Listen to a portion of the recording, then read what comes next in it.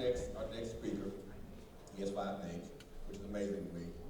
He goes by the name of Adam Thomas King Blackwell Reposa, and he is running for Texas Court of Criminal Appeals, place number 2. So give a round of applause for Mayor 5 names, Mayor Reposa, and his speaker.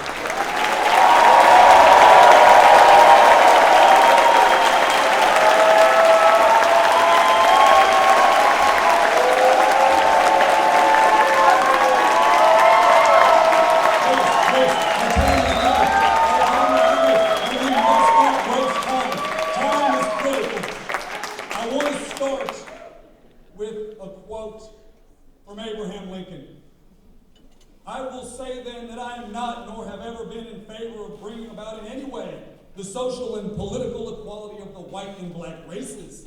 That I am nor never have been in favor of making voters or jurors of Negroes, nor of qualifying them to hold office, nor to intermarry with white people. And I will say in addition to this that there is a physical difference between the white and black races, which I believe will forever forbid the two races living together on terms of social and political equality. Those are the words of an American hero.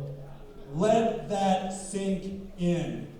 People think we have made so much progress, but before these words were uttered, Taylor and Polk were invading Mexico with no real congressional declaration of war. And in fact, Congress made a declaration of war with no knowledge of any conflict long before Abraham Lincoln ever considered freeing the slaves who he obviously thought were inferior. And today, we now have a question of equality. And the reason why all of us are here today is that we do not believe that the modern political system in any way fosters equality. In fact, it structurally creates inequality.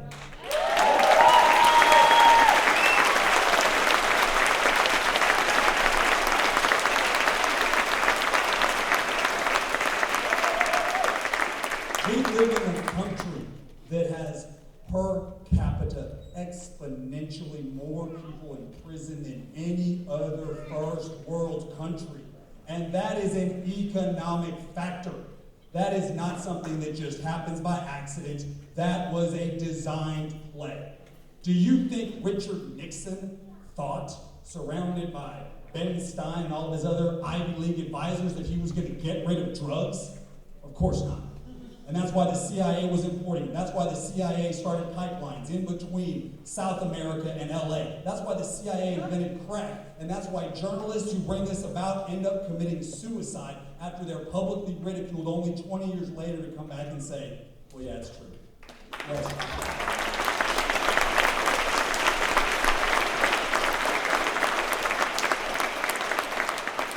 We live in a country that pats itself on the back, and they put so many people in prison that they can't afford to house them all anymore, that even the rich can't keep up with the curve.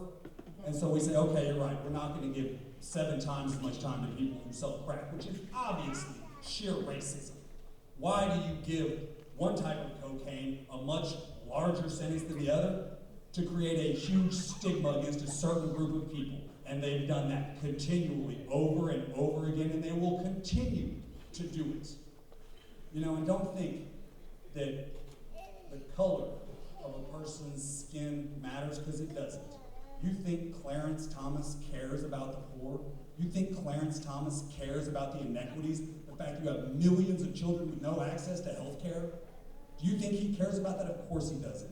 He cares about the same thing that everyone else in the establishment cares about. The rich getting richer and how to stand next to them. That's why people are here. Because all of these responsibilities that protecting the weakest among us that we hear so much about, soon in office, whatever politician lands there, those responsibilities, they shall be shirking. And the people here today, the people sitting here today, they hear those lies and they know those lies are not working. We are not going to fall for the banana in the tailpipe forever. We are not going to sit here with candidates who take millions of dollars from Wall Street, promising to give back a piece when in reality the system is so rigged and it's so apparently rigged and everyone knows it's rigged, but nobody wants to admit that they're part of the problem. Oh, I don't live in a system. I don't contribute to a system. I'm hoping to make the world a better place. I'm voting against Donald Trump. That is not making the world a better place. That is maintaining the status quo. And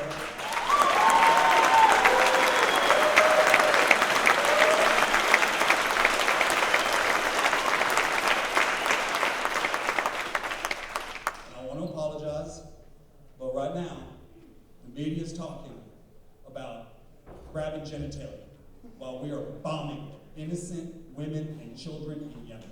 We are all being taken for a ride. I mean the people not in this room, the people not in this party, and the people not committed to change. When you vote third party, you are not throwing away your vote. What you're saying is, I'm not going to pick my next minister.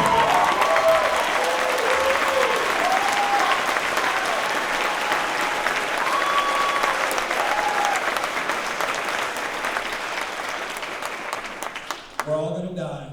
Some of us are really going to live.